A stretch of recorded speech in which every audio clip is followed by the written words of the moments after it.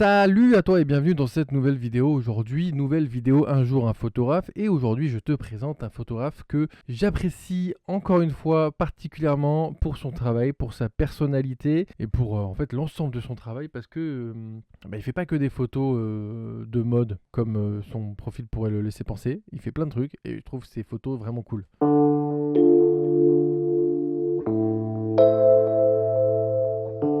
Comme d'habitude, je vais mettre ma tête en vignette, ça sera beaucoup mieux pour te présenter et je te capture d'ores et déjà mon écran d'ordinateur. Donc voilà, aujourd'hui on parle de Thomas Lavelle qui est un photographe français et qui fait des photos de mode, qui fait des photos d'art, qui fait des photos de portraits et qui est un très bon photographe. Je pense que tu as déjà dû voir de ses photos passer notamment au Festival de Cannes où il a fait quelques très belles photos qui ont été publiées, je présume, dans la presse. Moi je le connais d'avant, en tout cas d'avant Cannes 2022, comme tu peux le constater. Et voilà, il fait, tu vois, comme par exemple, il peut faire aussi de la photo de beaux gosses pour des parfums. Et ça, c'est sympa. Voilà, donc là, il avait pris Pierre Ninet à l'époque. Donc voilà, il prend du mannequin, du portrait, il prend voilà, de la campagne publicitaire, du book portrait, du travail artistique, je présume aussi avec les modèles. Il fait de la photographie argentique et numérique. Et je l'ai connu moi parce qu'il est venu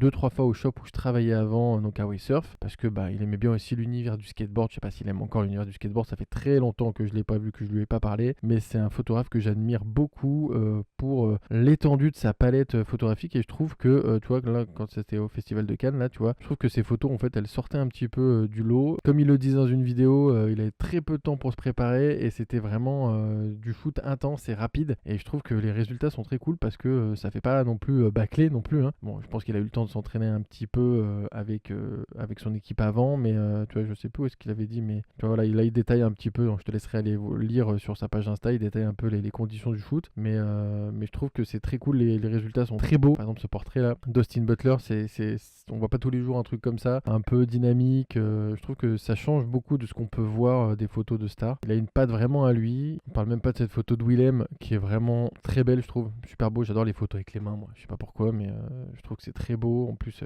avec les poridés, ça rend super bien. C'est un photographe que j'apprécie beaucoup depuis plusieurs années. Je te laisse aller faire un tour sur son compte Instagram. Il a pas mis de lien vers un site internet, mais je te laisse aller feuilleter tout ça, les stories et tout. Il y a vraiment des très très belles choses, des très belles pépites. Et c'est en plus une très belle personne. Un épisode très court parce qu'il n'y a pas énormément de photos. Et de toute façon, il n'y a pas énormément de choses à dire, si ce n'est que c'est un très bon photographe. Je te laisse aller faire un tour sur sa page et constater par toi-même l'étendue du potentiel du bonhomme. Et puis on se dit à très bientôt pour une prochaine vidéo qui parlera forcément de photographie argentique ou numérique. C'est toujours pas le problème sur cette chaîne. D'ici là, sur faire des photos. Salut.